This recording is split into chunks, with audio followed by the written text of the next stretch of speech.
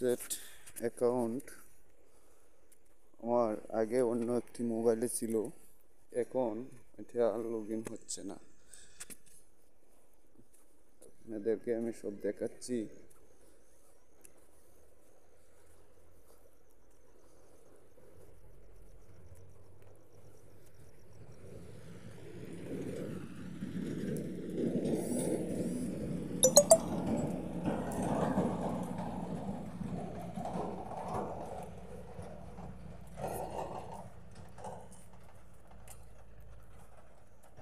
এই যে আইডিটা, নেম পাসওয়ার্ড সব কিছুই ঠিকঠাক আছে, কিন্তু তারপরও এখানে কনফার্ম ইউর কোড চাই।